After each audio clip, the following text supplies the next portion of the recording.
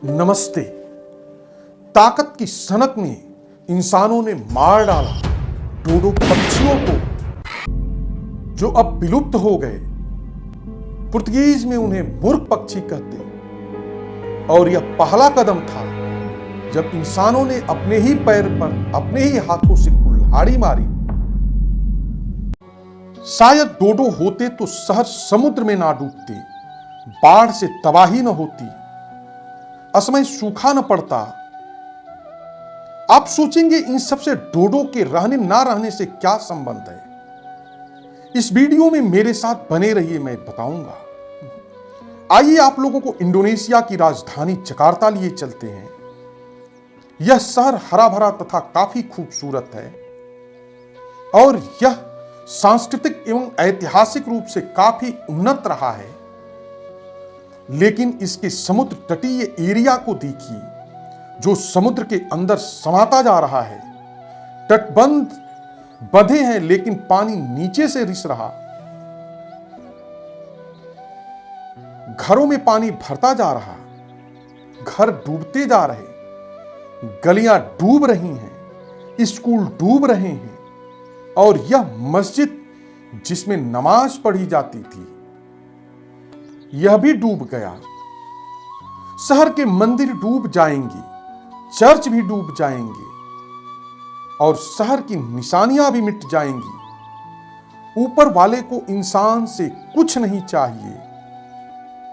अगर चाहिए तो सिर्फ उसके बनाए नियमों से खिलवाड़ ना करे, क्योंकि उनके सामने हर जीव बराबर है, सबका महत्व है। अब सुना है नई राजधानी बसाई जा रही। उन लोगों का क्या जो 2 जून की रोटी और एक छत के लिए तरस रहे, जबकि इस नई राजधानी को बनाने में कम से कम 60 से 70 हजार करोड़ खर्च होंगे। संसार के साथ साथ भारत के कई हिस्सों में सूखा पड़ा, साथ ही साथ कहीं कहीं बाढ़ भी समस्या बनी। इस साल पाकिस्तान में भी भयानक बाढ़ आई, जिसमें गांव के साथ शहर भी तबाह हुए। जिंदगियां जीने के लिए जूझते लोग, उस मंजर को आप देखिए।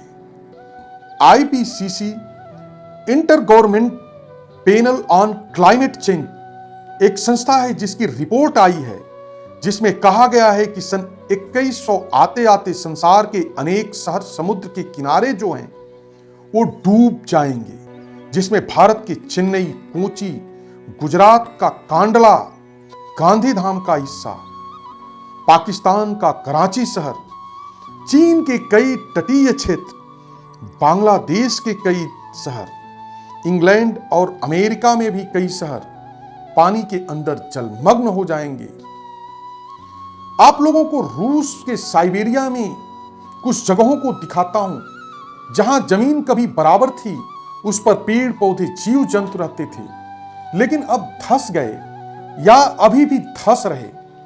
इसे परमाफ्रॉस्ट कहते हैं। मिट्टी के साथ साथ पानी बर्फ की तरह जम जाता है और ऐसा कई मीटर नीचे तक रहता है। लेकिन तापमान बढ़ने से यह बर्फ पिघलने लगती और पानी बनने लगता, जिससे जमीन खोखली हो जाती और धीरे धीरे धंसना शुरू हो जाती और इस पानी से समुद्र के जल का स्तर ऊपर आने लगता। आइए समझते हैं कि डोडो खत्म कैसे हुए एवं जो प्राकृतिक असंतुलन हो रहा है उससे इसका क्या संबंध है। डोडो पक्षी मॉरिशस के राष्ट्रीय पक्षी हैं, जबकि यह खत्म हो चुके, अब विलुप्त हो चुके। मॉरिशस देश की खोज पुर्तगाली लोगों ने सन 1507 में किया। बाद में डच लोग यहां आए, सन 1638 में बस्तियां बसाई। अब डोडो पक्षी इंसानों के हैवानियत का शिकार हो गए। यह पक्षी बहुत सुस्त और शांत दिखते थे। वे चलते चलते कभी कभी लुढ़क जाते थे और बहुत धीरे चलते थे। ये बत्तख से थोड़े बड़े थे, जो उड़ नहीं सकते, जमीन पर घोंसला बनाकर रहते थे।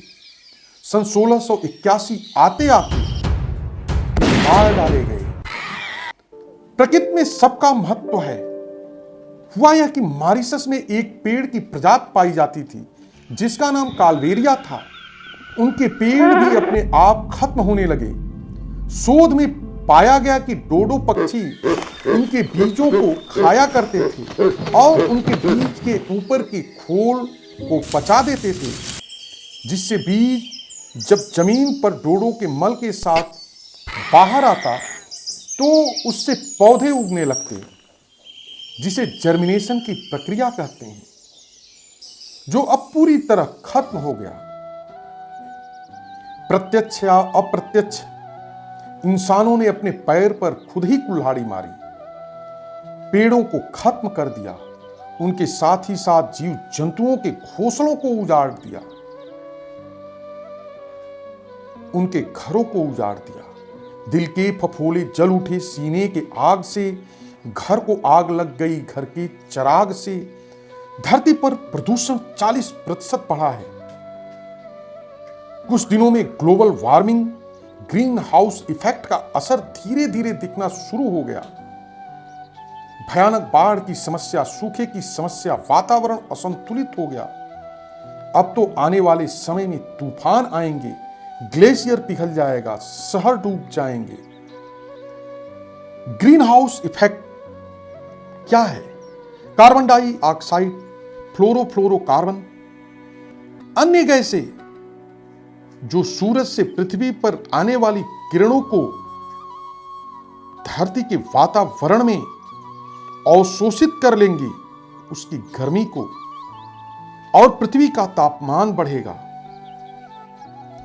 चलिए हर व्यक्ति एक पेड़ लगाए, उन जीवों के घरों को, घोंसलों को देखें जो अपने चहचहाहट से शक्ति का संचार करते। उन अश्लील गानों का क्या जो गाने वाले अप्रत्यक्ष रूप से हमारे पॉकेट में हाथ डालकर पैसे निकाल लेते।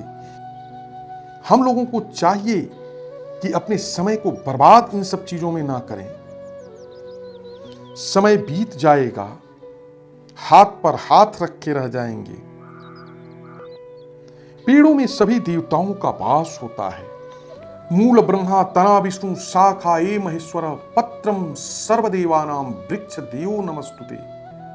हे वृक्ष देवता, आपको नमस्कार। जिसके मूल में ब्रह्मा है, जिसके तने में विष्णु है, जिसकी शाखाओं में भगवान शंकर का वास होता है और जिसके हर पत्तों में देवताओं का वास होता है। अगले एपिसोड में फिर मिलेंगे किसी नए विषय पर चर्चा करते हुए। धन्यवाद।